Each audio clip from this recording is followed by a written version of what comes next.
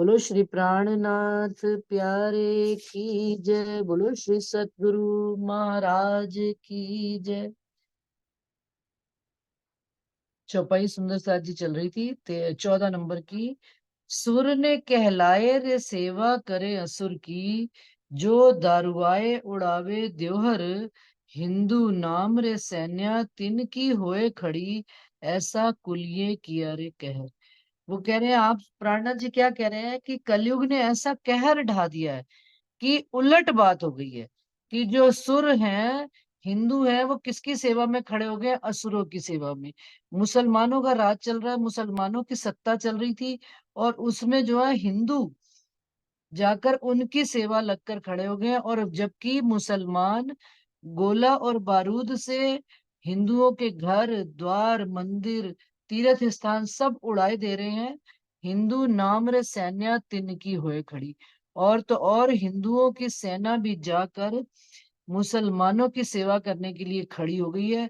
ये कलयुग का कहर है कि जो धर्म की रक्षा करने वाले थे, वो अधर्मियों में जाकर मिल गए हैं और उनके साथ मिलकर ही धर्म की हानि कर रहे हैं।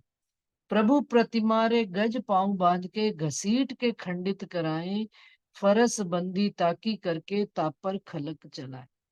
वही सुंदर साथ जी की शरीर की आवश्यकताओं के आगे हिंदू कमजोर पड़ गया और मुसलमानों के अंडर में होकर काम करने लग पड़ा। तो वो कह रहे हैं, यहाँ तक कि प्रभु की प्रतिमा पर हाथी के पांव से बांधकर जमीन पर घसीटते हुए खंडित कर रहे हैं ये कुरान मुसलमान, फरस बंदी ताकी करके और फरसे से काट कर और बंदी बना बनाकर उस पर लोगों को तापर खलक चलाए और संसार वालों को उस पर चलने के लिए मजबूर करते हैं। मुसलमान इतने आतंकवादी, वो उस समय नहीं, ये आज भी हर समय मुसलमान ने आतंकवादी का ही रोल अदा किया। क्यों? क्योंकि उनका खान पान रहन सहन, उन्होंने कभी कुरान के भी बातूनी अर्थ समझे ही नहीं। जाहिरी बातों में पढ़कर केवल अपने धर्म को श्रेष्ठ साबित करने पर लगे हुए हैं, परंतु वो कभी भी कर नहीं पाएंगे। और क्यों? क्योंकि आप स्वामी श्री प्राणनाथ जी इमाम मेहंदी के रूप में हिंदुओं में आ चुके हैं और सारी शफकत मेहर शफकत बरकत सारी हिंदुओं में आ चुकी है। अब हिंदुओं को जागृत होने की जरूरत है, अपने निज स्वरूप को हमें पहचानने की जरूरत है। जब तक हम स्वयं को नहीं पहचानेंगे, हम अपनी स्वयं की भी रक्षा नहीं कर पाएंगे और धर्म की भी रक्षा नहीं कर पाएंगे। ये काम प्राणनाथ जी ने उस काल में किया है। असुरे लगाया रे हिंदुओं पर जजिया, वाको मिले नहीं खान पान, जो गरीब ना दे सके जजिया, ताए मार करे मुसलमान। और असुरों ने, मुसलमानों ने हिंदुओं पर टैक्स लगा दिया था कि अगर वो टैक्स पे नहीं कर पाएंगे तो उनको खाने पीने को कुछ भी सामान नहीं मिलेगा। और जो गरीब ना दे सके जजिया, और कोई मान लीजिए टैक्स नहीं दे पाता था, गरीब व्यक्ति होता था, तो उसको क्या कहते थे? मार काट कर कहते थे या तो मुसलमान बन, और या उसको मार दिया करते थे। जबरदस्ती उसको कुरान पढ़ाते थे और उसको ये कलमा पढ़ने के लिए मजबूर करते थे, और हिंदू धर्म छुड़वा कर मुसलमान धर्म ज्वाइन करवाया करते थे। सुंदर साथ जी, ये आज की बात नहीं है, हम मैं अभी किस्सा आप लोगों को आज का सुना रही थी, ये तब से चला आ रहा है और तब से ही हमें जागृत होने की जरूरत है। प्राणनाथ जी ने तो उस समय अपने काल में तो अपना उन्होंने बल दिखाकर छत्रसाल जी को तैयार भी किया, और हिंदुओं पूरे मध्य प्रदेश में छत्रसाल जी ने 52 लड़ाइयां सुंदर साथ जी लड़ी हैं, और एक भी लड़ाई वो कभी हारे नहीं है। और मात्र 500 की सेना के साथ वो 50,000 की सेना से लड़कर जीत कर आ जाते थे। और हमको तो आज किसी एक को भी बात समझानी पड़े तो हम हिम्मत हार जाते हैं कि भाई पता नहीं क्यों, क्योंकि धनी के बल का और अपने स्वरूप की पहचान ना होने की वजह से ये सारी अज्ञानता है। शास्त्रे आवर्दा कही कलयुग की, 4,32,000 काटे दिन पापे लिखिया माहे शास्त्रों, सो पाइये अर्थ अंदर के विचार। क्या? कि कलयुग की आयु शास्त्रों में ऑलरेडी लिखी हुई थी 4,32,000 वर्ष की। 4,32,000 वर्ष की कलयुग की आयु लिखी हुई है, लेकिन पाप बढ़ने से, जैसे जैसे धरती पर पाप बढ़ता जाएगा, कलयुग की आयु कम होती जाएगी। ये बात ऑलरेडी लिखी हुई थी, सो पाइए अर्थ अंदर के विचार। अब वो कहते हैं इस बात को जहरी अर्थ से मत समझे, अंदर से विचार करके समझे कि आयु कैसे कलयुग की खत्म होती चली जाएगी। हिंदू धर्म खत्म हो जाएगा, कलयुग ही खत्म हो जाएगा। हिंदू धर्म को कैसे खत्म कर रहे हैं? वो मुसलमान खत्म कर रहे हैं। और जैसे जैसे वो मुसलमान आतंक करते हैं, हिंदू सिमटता चला जा रहा है, कम होता चला जा रहा है। आज के डेट में भी, अभी कोई मुझे उस दिन बता रहा था कि संसार की जनसंख्या में बहुत बड़ा हिस्सा मुसलमानों का हो चुका है। और यदि इसी भांति से मुसलमान संतान पैदा करते रहे और हिंदू संतान पैदा करते रहे, हिंदू तो इस स्थिति में आ गए हैं कि पहले दो, फिर अब एक, और अब तो एक भी नहीं करते। इतने नालायक हो गए हैं कि भाई पैसा कमाने में लगे हुए हैं, अपनी उसमें अपनी इच्छाएं, सांसारिक इच्छाएं पूर्ति करने में लगे हुए हैं। लेकिन संतान पैदा करना आज जरूरी युवा वर्ग नहीं समझ रहा। क्यों नहीं समझ रहे? कि भाई जिम्मेदारी से भागने लग पड़ा। हिंदू कायर कहलाता ही रहा है। ऐसी बात नहीं है कि हिंदू किसी भी चीज में स्टेप नहीं लेते हैं। लेकिन ये भी देखिए सुंदर साथ जी, ये भी एक सेवा है, संसार की सेवा है। कि यदि हम पढ़े लिखे हैं, हमारे बच्चे पढ़े लिखे हैं, हम धन अच्छा कमाते हैं, हम एक संतान अच्छी पाल सकते हैं, उसको एक अच्छा जीवन दे सकते हैं, तो हमें ये काम करना ही चाहिए। राष्ट्र की सेवा करनी चाहिए, देश की सेवा करनी चाहिए, धर्म की सेवा करनी चाहिए। धीरे धीरे हम ऐसे सिमटते चले जा रहे हैं। और मुसलमान देखिए जरा, उनको तो पशुवत जीवन जीते हैं। एक नहीं, दो नहीं, तीन नहीं, चार ब्याह के लिए। ये भी अब मोदी जी आए हैं तो उन्होंने थोड़ा सा कंट्रोल किया। कहाँ कहाँ तक देखिए आप, धनी का हुक्म चल रहा है और कैसे कैसे काम कर रहे हैं। कि कंट्रोल तो लग ही रहा है ना मुसलमानों पर। तो ये बात से सुंदर साथ मेरे से सहमत है या नहीं है मुझे नहीं पता। लेकिन मेरे को तो ये बातें जो है ना, ऐसे लगता है कि धनी का हुक्म ही आ रहा है उनके अंदर और अपनी बात करवा रहे हैं वो। 1600 लगे रे शाका सालवाहन का, संवत 1735 बैठाने शाका विजयाभिनंद का, योग कहे शास्त्र और ज्योतिष। अब आप प्राणनाथ जी क्या कह रहे हैं? कि शास्त्रों और ज्योतिषी के हिसाब से अब 1600 साका सालवाहन का लग चुका है और संवत 1735 आ चुका है और विजयाभिनंद का शाका लग चुका है। अब चारों तरफ हिंदू धर्म का ही जय जयकार होगी। अब समय हिंदुओं का आ चुका है। अब हिंदुओं को डरने की आवश्यकता नहीं है। हिंदू बल करके खड़ा हो जाए, सत्य की राह पर खड़ा हो जाए, तो ये मुसलमान हमारा कुछ नहीं कर सकते। और देखिए प्राणनाथ जी ने ऐलान कर दिया था कि अब मुगलों का राज खत्म हो जाएगा। तो सुंदर सा जी, औरंगजेब के बाद कोई भी मुगल शासक हिंदू राष्ट्र पर नहीं बैठा। प्राणनाथ जी की बातें कहीं पर भी केवल भविष्यवाणी नहीं है, उनकी बातें सत्य हुई हैं, घटित हुई हैं। यदि एक हिंदू और मुसलमान की दृष्टि से देखें और यदि बातूनी भाव से भी देखें कि उस आत्म ने धनी के स्वरूप की पहचान नहीं करी, इस कारण से उस तन की वजह से पूरे मुसलमान जाति को लानत पड़ी। औरंगजेब ने वो काम किया कि उनकी आत्म ने शरीयत और कर्मकांड के चक्कर में पड़कर प्राणा जी के स्वरूप की पहचान ही नहीं करी। अपने आसपास के लोगों के बंधन में फंसा हुआ, उसने पहचान ना करने की वजह से पूरी मुसलमान जाति का नाश हो गया। कलयुग चहन रे अंत के सब किए, लोक बतावे अजू दूर अंत, अर्थ अंदर का कोई ना पावे, बारे अर्थ बाहर के लिए डूबत। हिंदुओं को भी प्राणनाथ जी डांट रहे हैं यहाँ पर इसमें कि कलयुग ने अंत का समय दिखाना प्रारंभ कर दिया है। चहन का मतलब क्या? वो वक्त चल रहा है, वो काल चल रहा है। और लोग बताते हैं कि अभी कलयुग का अंत बहुत दूर है। क्यों? क्योंकि अर्थ अंदर का कोई ना लेवे। अंदर के बातूनी अर्थ कोई समझता नहीं है। और संस्कृत के पढ़िए हिंदू एक शब्द के 12 अर्थ ले लेकर इसी में ही डूबे चले जा रहे हैं। आगे अंदर की बात कोई समझते नहीं है और जहरी अर्थों में ही डूबे जा रहे हैं, कर्म कांडों में ही। चाहे हिंदू हो चाहे मुसलमान, सुंदर साथ जी, उ, उस समय हिंदुओं में कर्म कांड का जोरा बहुत ज्यादा था और मुसलमानों में शरीयत का। दोनों ही अंदर का भाव समझ ही नहीं रहे थे, बातूनी भाव समझ ही नहीं पा रहे थे। बात ने सुनी रे बुंदेले, छत्रसाल ने आगे आए खड़ा ले तलवार, सेवा ने लई रे सारी सिर खींच के, साइये किया सैन्यापति सिरदार। अब ऐसे कठिन काल में आप छत्रसाल महाराज, बुंदेलों के राजा, उन्होंने ये बात सुनी और उनको आप स्वामी श्री प्राणनाथ जी ने 12 वर्ष पहले ही स्वप्न में वो सिक्का अपने स्वरूप का पहचान के रूप में दे दिया था। और जब उन्होंने उनका सिक्के का भी मिलान किया कि मेरे सतगुरु महाराज आ गए हैं, तो छत्रसाल जी ने एक पल नहीं लगाई, देर लगाई ही नहीं, बाबा जी राम राम कहते ही अपना नम गए किनके, प्राणनाथ जी के चरणों में। और उनको अपने घर में हवेली में लेकर गए और अपनी पाग, जो कभी भी क्षत्रिय राजा, पाग उनकी शान कहलाती, आन बान और शान, उन्होंने अपनी पाग उतार कर प्राणनाथ जी के चरणों में उतार दी।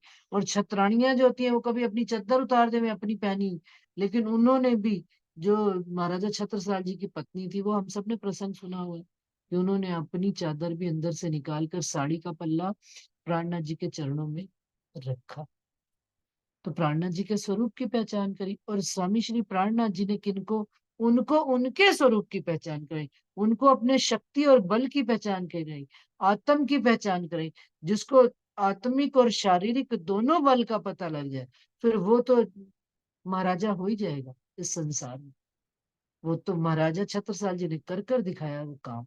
आगे आए, खड़ा लिया रे तलवार। उन्होंने कहा प्रार्थना जी को कि मैं आगे आपके आगे आकर चलूंगा, कोई भी मुसलमान अब धर्म की राह में आड़ा नहीं दिखा पाएगा। सेवा ने लई रे सारी सिर खींच के, सारी सेवा, जबकि संपत्ति भी नहीं थी, धन भी नहीं था, लेकिन ऐसे कुर्बान हुए और उन पर ऐसा ईमान लेकर आए कि सारी सेवा ले ली। कहते हैं अब मैं तन से भी, मन से भी, धन से भी। इसी कारण से छत्रसाल जी अमीरुल मोमिन कहलाए हैं, सुंदर साहब जी, श्रेष्ठ सेनापति सिरदार। इसी कारण से साईं धनी ने भी उनको सिरदार कहकर पुकारा है। सिरदार सखी, आत्माओं में भी शाकुंडल सखी सिरदार कहलाई है। और संसार में राजाओं में भी सरदार महाराजा छत्रसाल जी कहलाए हैं। और धन धन हुए हैं वो, उन्होंने इत भी सेवा करी है और उत भी सेवा करी। यहाँ पर रहकर उन्होंने प्राणनाथ जी के स्वरूप की पहचान करी, सतगुरु महाराज के स्वरूप की पहचान करी और उनके हुक्म पर कुर्बान हो गए। समझता, पूछा ही नहीं प्रश्न। सतगुरु को धारण करना तो ऐसे ही होता है कि पूछा नहीं जाता। अभी मैं कल एक किस्सा सुन रही थी कि एक व्यक्ति के बेटी की शादी थी, तो वो अपने गुरुजी के पास गया। गुरुजी मेरी बेटी की शादी है, आपके पास तो बड़े बड़े आते हैं सेठ, तो आप किसी सेठ को कहकर मेरी लड़की की शादी के लिए कुछ पैसा तो इंतजाम करवा दो। तो उन्होंने कहा 2 हफ्ते बाद आना। अब वो व्यक्ति 2 हफ्ते बाद फिर गया। तो उन्होंने कहा गुरुजी महाराज जी, मेरी बेटी की शादी है, बहुत जल्दी आ रही है, मेरे पास धन संपत्ति नहीं, कुछ तो कह के इकट्ठा करवा दो तो मैं इसको बेटी की शादी के लिए कोई सामान वामान खरीद सकूं। तो गुरुजी ने कहा 2 हफ्ते बाद आना। फिर 2 हफ्ते बीत गए, नहीं आया वो 2 हफ्ते बीत गए, फिर वो आया। फिर गुरुजी ने उसको टाल दिया, क्या 2 हफ्ते बाद आना। इस तरह से कह के 3 बार उन्होंने टाल दिया, 2 हफ्ते 2 हफ्ते 2 हफ्ते, तो 1.5 महीना टल गया। अब जब 6 हफ्तों के बाद, 9 हफ्तों के, हाँ, 6 हफ्तों के बाद वो आया, तो उसको क्या करते हैं, अपनी खड़ाउएं उठाई और जो अपनी वो पहना करते थे चरण पादुकाएं उठाई और उसको दे दी। कह ले भाई, तेरा इंतजाम हो गया। जानी जान होते हैं गुरुजन। अब उस आदमी को एक बार तो बड़ा गुस्सा आया कि मुझे तो धन चाहिए था, मेरे बेटी की शादी है, और बार बार टालते टालते टालते टालते मुझे आज इतना टाल दिया। और जब मैं अब आया हूँ, मेरी बेटी की शादी सिर पर खड़ी है, तो क्या दे रहे हैं मुझे, अपनी लकड़ी की चरण पादुकाएं। मैं क्या करूं, इसका सिर पे मारूं, मत्थे पे मारूं। अब बोल तो पाया नहीं गुरु जी के आगे, लेकिन उठाया और चलता बना। और रास्ते भर गालियां देता जा रहा है कि गुरुजी को क्या हो गया, गुरुजी को समझ ही नहीं आ रही है, मुझे धन चाहिए था, मैं अब लकड़ी की चरण पादुकाओं से क्या करूंगा, कैसे करूंगा। सोचता चला जा रहा है और रास्ते में देखता है कि दूर से एक कबीला, एक व्यक्ति, मतलब बड़ा शान बान से, ठाट से, ऊंटों पर, गाड़ियों उसकी, घोड़ों पर, गधों पर खूब सामान लदा हुआ आ रहा है। और वो व्यक्ति तेजी से दौड़ता हुआ उस व्यक्ति के पास आया। कह रहा है, मुझे बड़ी सुगंध आ रही है इस दिशा से, बड़ी मेरी सुवासित नाक हो रही है, मुझे मेरे गुरुजी की खुशबू आ रही है, मुझे पता नहीं कहाँ से गुरुजी की खुशबू आ रही है। और उस व्यक्ति के आकर गले मिल गया। और जब गले मिला तो उसने कहा, तेरे पास क्या चीज है? मेरे गुरुजी तो अभी बहुत दूर है मुझे उनके पास जाने में, लेकिन तेरे पास ऐसी क्या चीज है जो मेरे गुरुजी की नजदीकी का मुझे एहसास करा रही है? अब वो तो व्यक्ति गुस्से में भरा हुआ था। उसने कहा, ले गुरुजी की चरण पादुकाएं हैं, लकड़ी की चरण पादुकाएं हैं, ले ये देख, ये है मेरे पास। मेरी बेटी की शादी थी, मैं उनसे पैसा मांगने गया था, उन्होंने मुझे ये चरण पादुकाएं दे दी। दोनों गुरु भाई थे। अब जैसे ही उसको ये बात पता लगी तो उसने कहा, तुझे क्या चाहिए था उससे? उसने कहा, मेरी बेटी की शादी है, अब जाऊंगा घर जाके फिर कहीं से इंतजाम करूंगा, पैसा ही नहीं है मेरे पास, मैं क्या करूं? उसने कहा, तुझे पैसा चाहिए, धन चाहिए कि हाँ? क्या, अच्छा चल बता, ये चरण पादुकाएं मुझे दे देगा तू? कहता है, हाँ दे दूंगा। तो क्या, कितने पैसे तेरे को चाहिए? क्या, जो तुम्हारी इच्छा, थोड़ा बहुत दे दो, मेरी बेटी की शादी हो। उसने कहा, ना, ये चरण पादुकाएं अनमोल हैं, जो तू मांगे वो तुझे दूं। जब उसने ये बात कही तो उसने कहा, अच्छा ठीक है। तो फिर उसने, उस व्यक्ति ने जो विदेश से आ रहा था, उसने कहा, देख, मेरा जिंदगी भर का कमाया हुआ धन लेकर मैं गुरुजी को समर्पित करने जा रहा था, मुझे चरण पादुकाएं उनकी मिल गई, मुझे अब कुछ नहीं चाहिए, सारे जो घोड़े हाथी ऊंट है ना, सब तू अपने घर की तरफ मुड़वा ले, और मुझे ये तू चरण पादुकाएं दे दे। दोनों की मन की इच्छा पूरी होगी, वो भी बंदा बड़ा खुश होकर धन संपत्ति लेकर चलता बना, और ये व्यक्ति जो अपने गुरु जी से मिलने आस से जा रहा था, चरण पादुकाएं अपने दिल में हाथ में लेकर नाचता गाता कूदता अपने गुरु जी के पास पहुंच गया। अब जब गुरु जी के पास पहुंचा और जो उनके चरण मिलकर रोया और ऐसे उनसे लिपटा कि पूछो नहीं, तो गुरुजी ने कहा, अरे भाई आज क्या हो गया? कहता, आज तो मैं खजाना ही लूट लाया, धनी, आज तो मैं खजाना ही लूट लाया। तो उन्होंने कहा, कैसे खजाना लूट लाया? क्या, आज मुझे मेरे सतगुरु महाराज की वो चरण पादुकाएं मिल गई हैं, जिनको पहनकर वो नित्य नए, उनके निशान आ गए हैं लकड़ी की चरणों पर, पादुकाओं पर। अब तो मैं, वो नित्य रोज मेरे संग रहेंगे। तो क्या उस सौदा तूने कैसे किया? क्या, मैंने जीवन भर की जो कमाई थी ना उसको दे दी। मुझे मुझसे गुरु महाराज जी, ये सौदा बड़ा सस्ता लगा कि मुझे मेरे सतगुरु महाराज के चरण कमल मिल जाए, इससे अच्छी क्या बात। तो गुरु जी आगे से कहते हैं, अरे जा रे जा, सौदा तूने सस्ता कर लिया, तूने तो धनी के चरण ले लिए साक्षात। तो सुंदर साथ जी वो छत्रसाल जी हैं कि जिन्होंने अपनी सब कुछ, पहले दाता हम भये, गुरु को दीनो शीश, पीछे दाता तुम भये, सब कुछ कियो मोहे बख्शीश। धनी ने बाद में, पहले उन्होंने समर्पण करके दिखाया छत्रसाल जी। छत्रसाल जी की वो महिमा, इसीलिए वो अमीरुल मोमिन कहलाए। और उन्होंने धर्म की राह पर युद्ध लड़कर दिखाया और जीत कर दिखाया, और किनके मेहर और कृपा और आशीर्वाद से? सदगुरु महाराज की कृपा और आशीर्वाद। धाम धनी अक्षरातीत राजी महाराज कहते हैं, जो धनी बिना तुम्हें कोई और देखे सो मिसल नहीं मातबर। उसको ब्रह्म सृष्टि मत कहना जो तुमको धनी के बगैर देखे। संसार और मेरा भरतार, कि संसार एक तरफ और मेरा भरतार, मेरे धनी मेरे घर आए हैं, ये सुंदर सा जी पहचान है। और उनको अपने दिल में, अपने दिल में ही बसा लिया, सब कुछ उनको समर्पित ही कर दिया, घर बार संसार चाबियां तक उनके चरणों में रखी। सुंदर सा जी, इससे बड़ी क्या बात होगी? प्रगटे निशान रे धूम केतु खैमास, पर सुध ना करे अजू कोई इत, वेगे ने पधारो रे बुद्ध जी या समय, पुकार कहे श्री महामत। महामती इंद्रावती जी कह रही हैं कि धूम केतु के भी, धूम केतु तारा इस समय आकाश में प्रकट हो गया है, और खय मास, इस साल में एक मास का लय भी हो रहा है, पर कोई भी इस बात की सुध कर नहीं रहा है और आज इस बात पर विश्वास नहीं कर रहा है।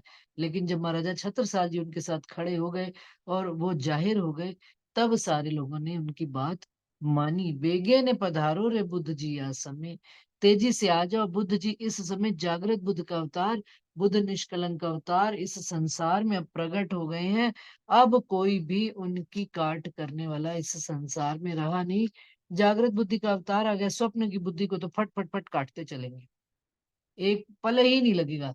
छत्रसाल जी को हुक्म किया था ना उन्होंने कि तलवार देखी ऐसे और ऐसे, क्या बस तूने अब युद्ध नहीं लड़ना है, तूने जाके खड़ा हो जाना है और तलवार ऐसे लेकर ऐसे करना और ऐसे करना। तो सुंदर सा जी ये जहरी और बातूनी का हिसाब है कि उन्होंने कहा कि ये आपस में ही लड़ मरेंगे, इनको अब हमें लड़ाने की जरूरत नहीं पड़ेगी। तो मुसलमानों को, वो अब जो सामने वाले थे वो आधी सेना को अपनी छत्रसाल जी की समझ रहे हैं और छत्रसाल जी वाले वो आपस में ही लड़ मरे और ये जहरी लीला हुई। और बातूनी लीला क्या हुई कि राजी महाराज ने ऐसी उनके अंदर फूट डाली कि वो आपस में ही लड़ मर कर खत्म हो गया। औरंगजेब को उसके बेटे ने ही मार के खत्म कर दिया और हिंदू, और इस तरह से औरंगजेब का राज खत्म हुआ, मुगलों का शासन खत्म हुआ और हिंदुओं का राजपाट स्टार्ट हो। तो ये प्रार्थना जी ने आज से 300 सन 1735 में ही पुकार लगा दी, उन्होंने कर दी। ये तो अब आगे वाले तो वो उनका कहा हुआ, खुलासा में चौपाई आती है ना, ए होत फुरमाया हक का, पहली चौपाई यही है कि ये जो भी इस संसार में इस ब्रह्मांड में हो रहा है, ये धनी ने पहले से ही फुर्मा के कर रखा है, जाहिरी लीला वो कर गए हैं। अब उसका सारा बातूनी जो है इस संसार में अब घटित हो रहा है। और हमें धनी ने जागृत बुद्धि और निज बुद्धि दी है। तो जागृत बुद्धि और निज बुद्धि से यदि हम विचार करके देखें तो चारों तरफ मेहर का, ये कृपा का संसार हम रूहों के वास्ते, क्योंकि ये महाकारण तो हमको ही पता है, दुनिया वालों को नहीं पता। दुनिया वाले तो कारज कारण देखेंगे, भाई इसलिए मोदी बना, इसलिए फलाना हुआ, लेकिन महाकारण क्या है? महाकारण ये है कि धनी हम ब्रह्म सृष्टियों को ये ब्रह्मांड दिखाने लाए हैं। और उन्होंने कहा कि किस काल में जाहिर स्वरूप में है या नहीं है, लेकिन ब्रह्म सृष्टियों को खेल दिखने में कोई कमी ना आए। तो वो पूरा का पूरा काल पीरियड हमको हर समय एक ब्रह्म सृष्टि की भी कहीं इच्छा हो, उसको पूरा खेल धनी दिखा रहे हैं। और वो आनंद मंगल से, जागृत बुद्ध और निज बुद्धि से, तभी तो सरकार कहा करते थे एक बात कि जिसको इस खेल को देखना आ गया, उसके लिए घर परम धाम और यहाँ में कोई खास फर्क है ही नहीं।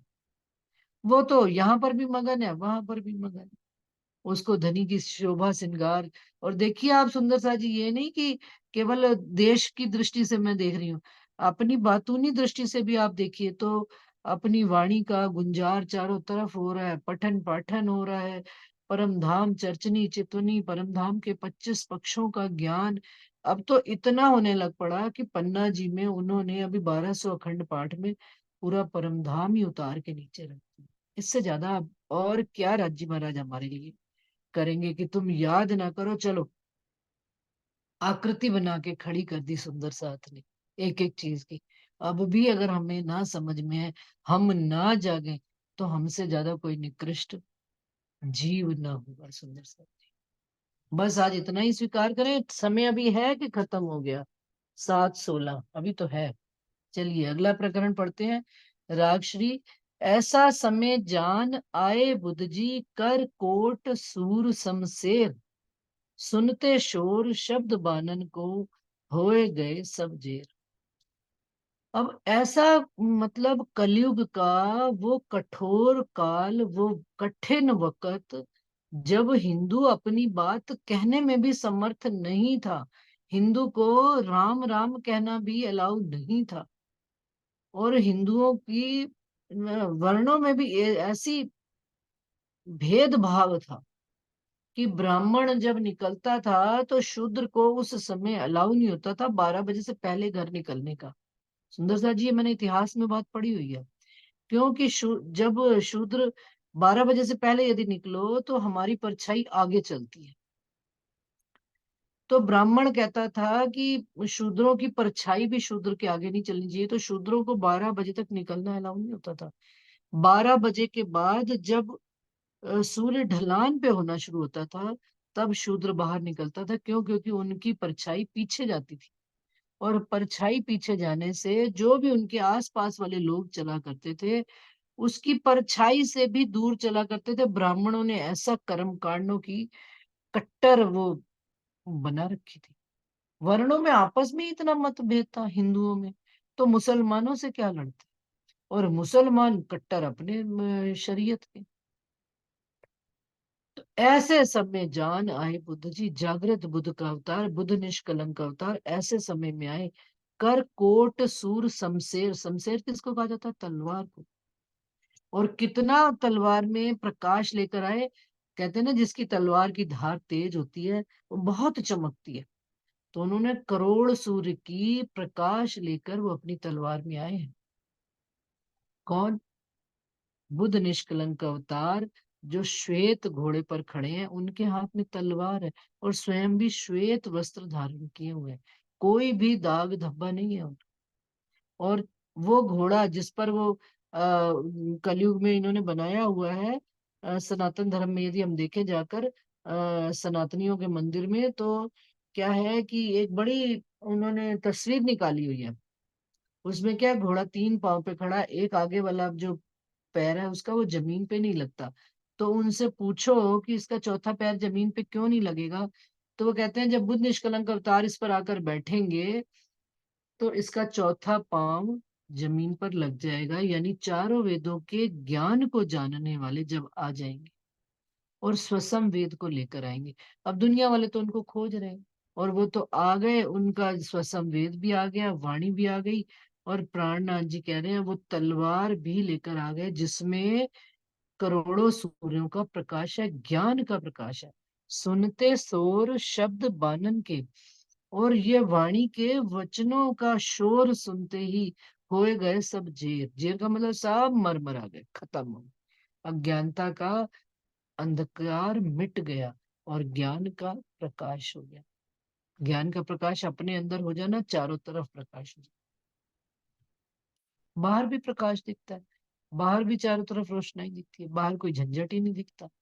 क्यों? क्योंकि अंतःकरण में जब विश्वास, अंतःकरण में जब ज्ञान फैलना शुरू करता है। ज्ञान बहुत भरी भारी खिड़की है सुंदर सा जी, सारे संसार का प्रकाश अंदर ले आती है अपने अंदर। और फिर जागृत बुद्धि का ज्ञान, वो तो बल्ले बल्ले हो गई जीवों की। लेकिन इस बात को अगर समझे तब बात है। और निज बुद्धि का ज्ञान, हर दृष्टि, दृष्टि ही बदल जाती है। जैसी दृष्टि वैसी सृष्टि हो जाती है।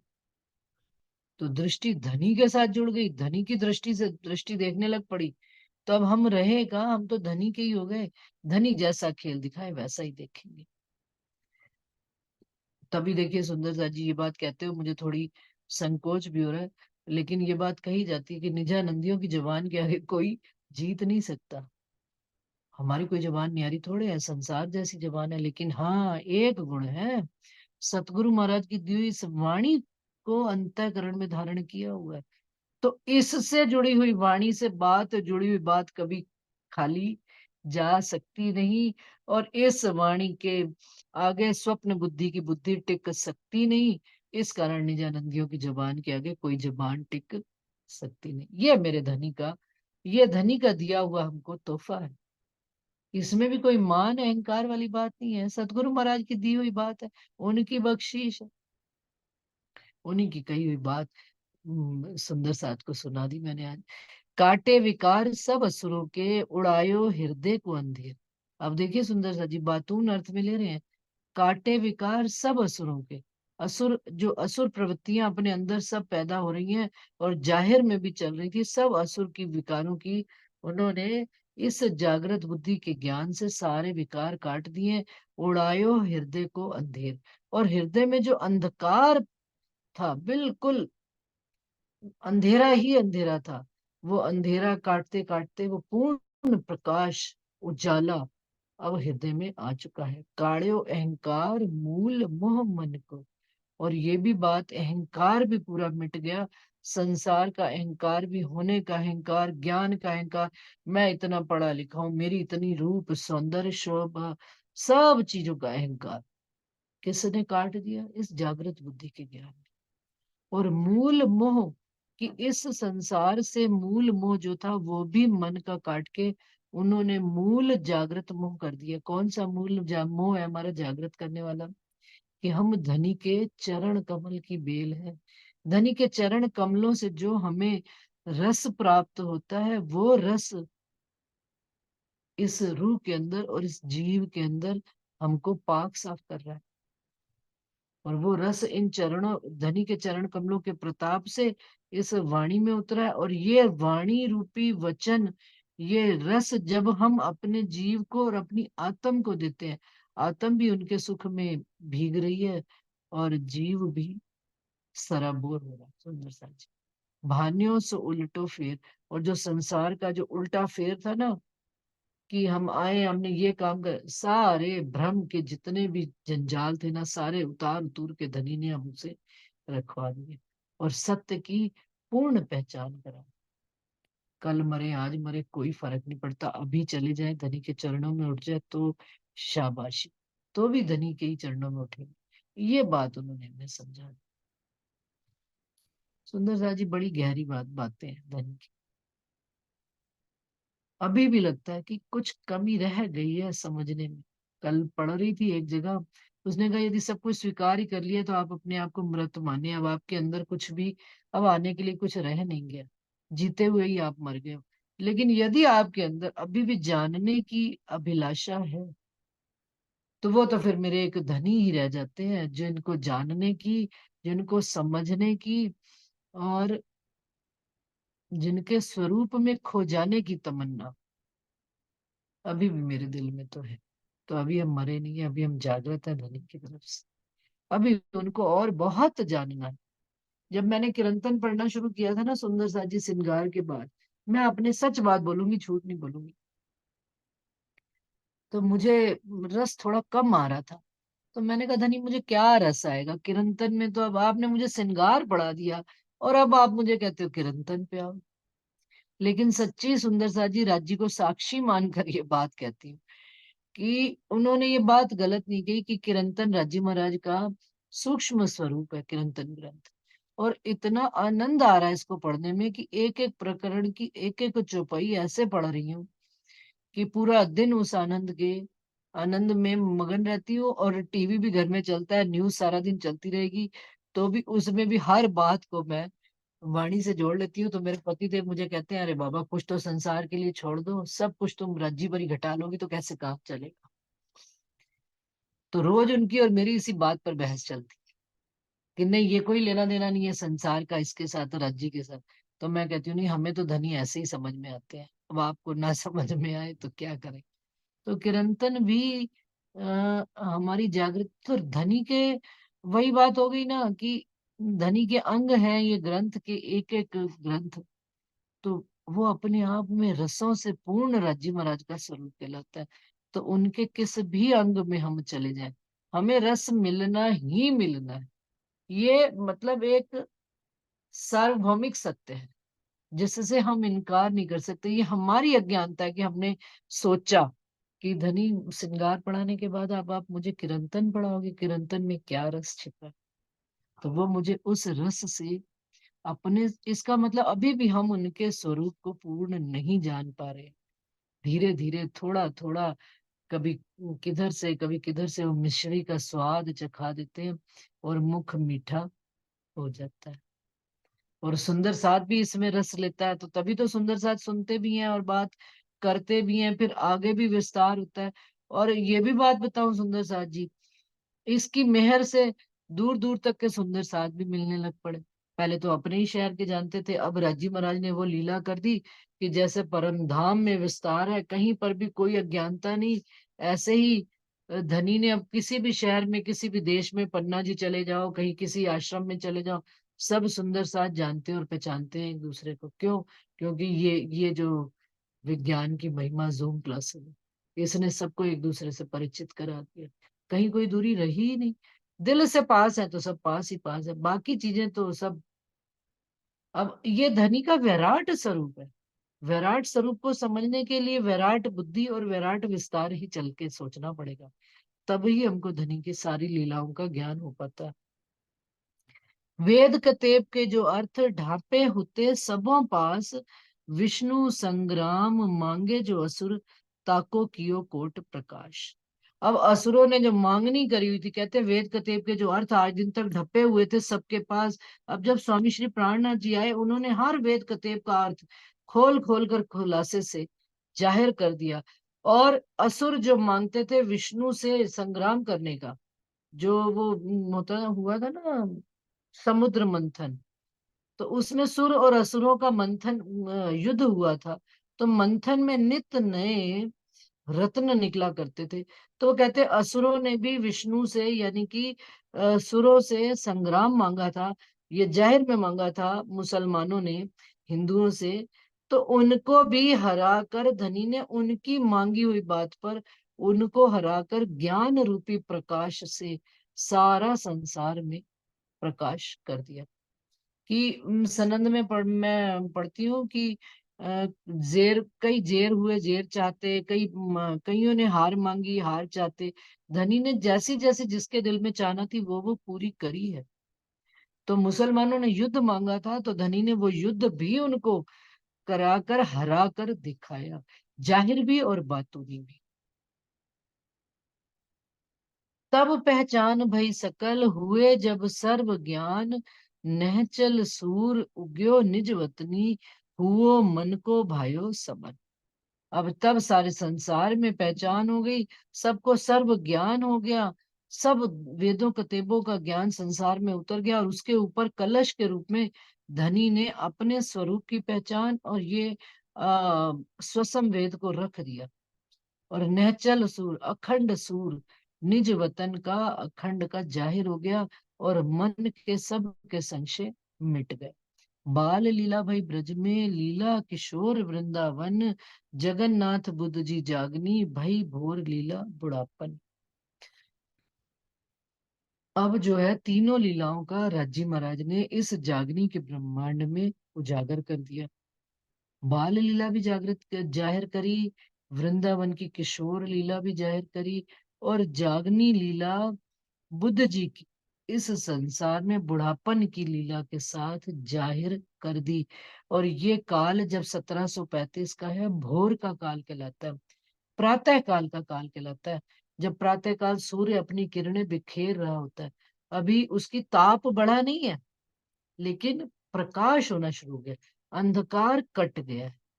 और उसकी रोशनाई में लोगों ने, जीवों ने, ईश्वरी सृष्टि ने, ब्रह्म सृष्टि ने, तीनों सृष्टि ने नहाना प्रारंभ कर दिया है। ये सन 1735 के समय का प्रसंग चल रहा है। राजा प्रजा बाल बूढ़ा नर नारी ये सुमरन, गाए सुने ताए हो वही लीला तीनों का दर्शन।